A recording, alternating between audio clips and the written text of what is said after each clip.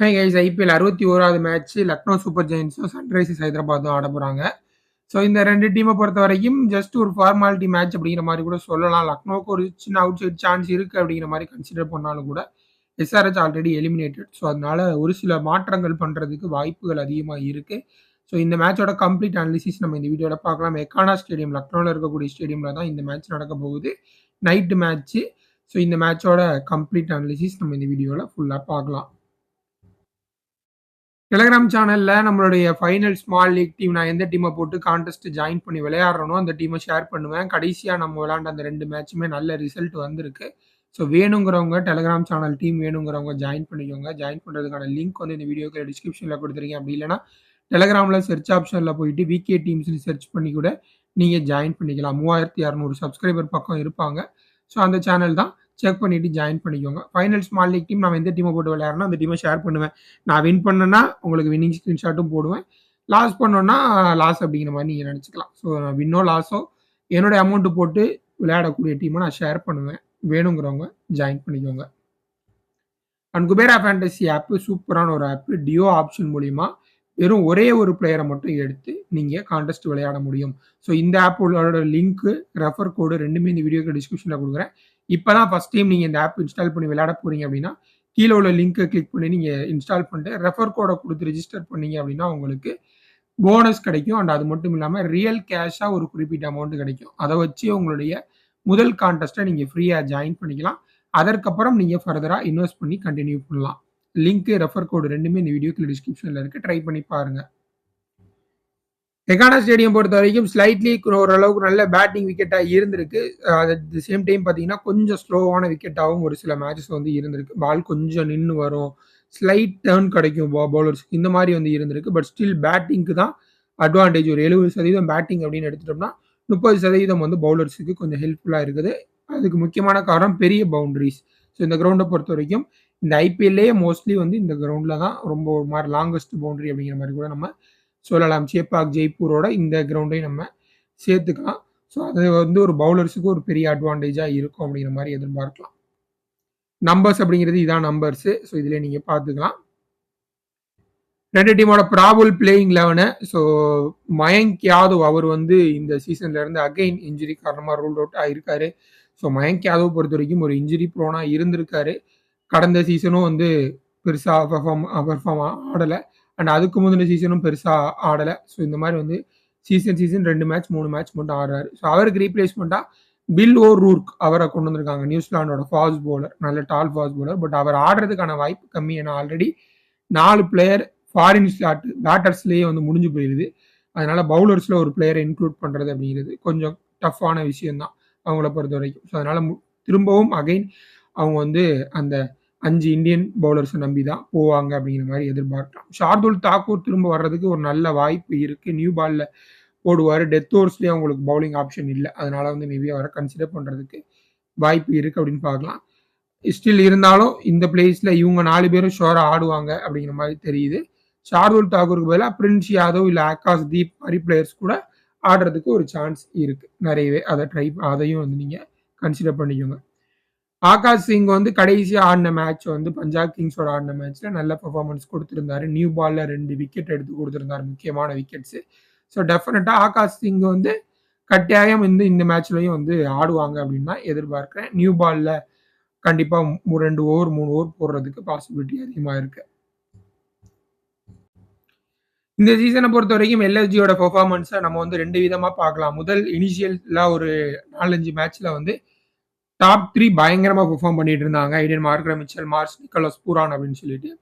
அதற்கப்புறம் கடைசியாக ஆடின ஒரு சில மேட்சஸில் வந்து ஆயுஷ் பதோனி அண்ட் அப்துல் ஜமாத் 2 பேரும் வந்து ஓரளவுக்கு ஹோப் கொடுக்குறாங்க இந்த டீமில் அப்படிங்கிற மாதிரி பார்க்கலாம். இதில் ரொம்ப கன்சிஸ்டண்டாக இருக்கிறது ஆயுஷ் பதோனி. ஸோ இவரை முடிஞ்சளவு உங்கள் டீமில் நீங்கள் கண்டிப்பாக எடுத்துக்கோங்க. பேட்டிங் ஆர்டர்லையும் இவருக்கு நல்ல ப்ரொமோஷன் கிடைக்குது.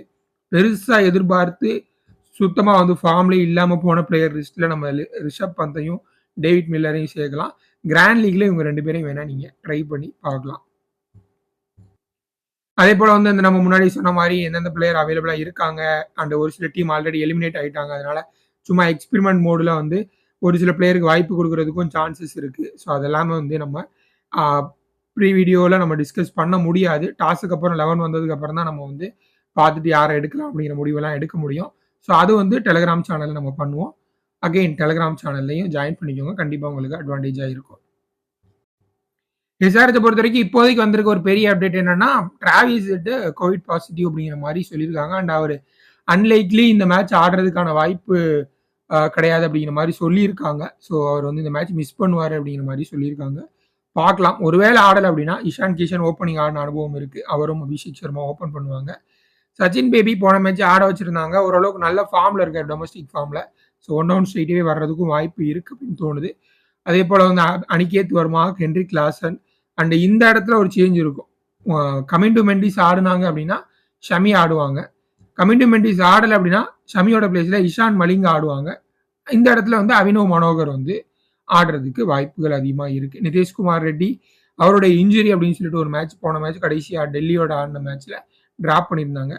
ப்ராப்ளி ஃபிட்டா இருப்பாரு அப்படின்னு நினைக்கிறேன். ஸோ ஸ்ட்ரெயிட்டாவே உள்ள வந்துருவாரு. மத்தபடி மித்த பவுலர்ஸ் எல்லாம் ஓரளவுக்கு டீசென்ட்டா நல்லா பண்ணிட்டு இருக்காங்க. ஹர்ஷல் பட்டேல், ஜெய்தேவ் உனட்கட், ஜீசான் அன்சாரி எல்லாமே நல்லா பண்ணிட்டு இருக்காங்க. அதனால அந்த இடத்துல எந்தவித மாற்றம் வந்திருக்காது.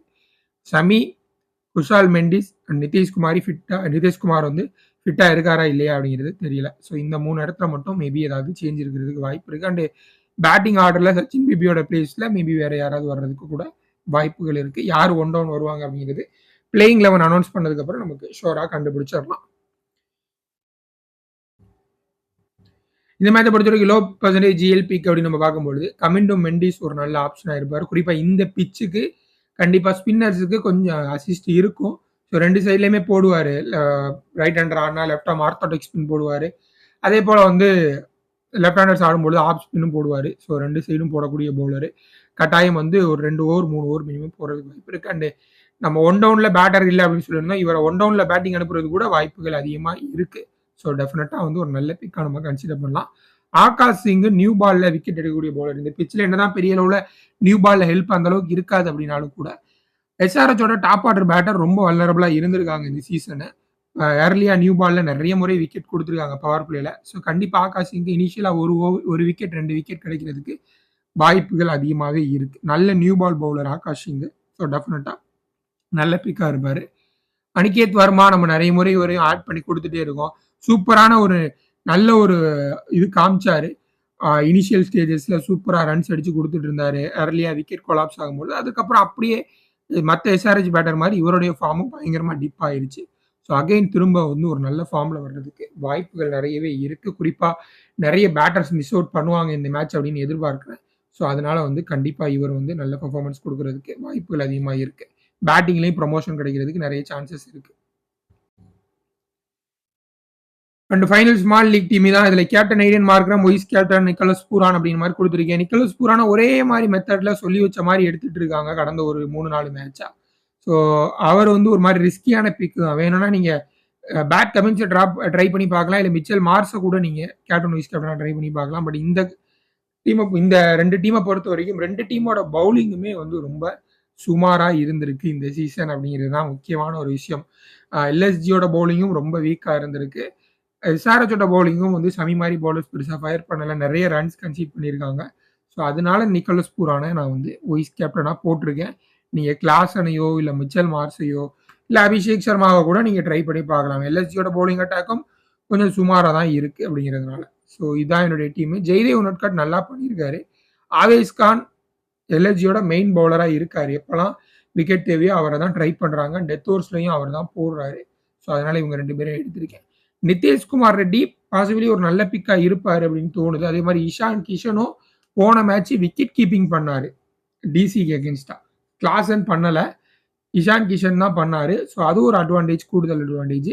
பிச்சு கண்டிஷன் எப்படி இருக்கு அப்படிங்கிறத பார்த்துட்டு இஷான் கிஷன், அதற்கப்புறம் நிதேஷ்குமார் ரெட்டியோட பேட்டிங் பொசிஷன் எங்க வருவார் அப்படிங்கிற மாதிரி உறுதியா தெரிஞ்சிச்சுன்னா அவரையும் நம்ம கன்சிடர் பண்ணலாம் 11ல. யாருக்கு பதிலாக அப்படின்னா கமிண்டோ மெண்டிஸ், அதற்கப்புறம் ஆவேஸ் கானுக்கு பதிலாக நிஷான் கிஷனையும் நிதேஷ்குமார் ரெட்டி நம்ம கன்சிடர் பண்ணலாம்.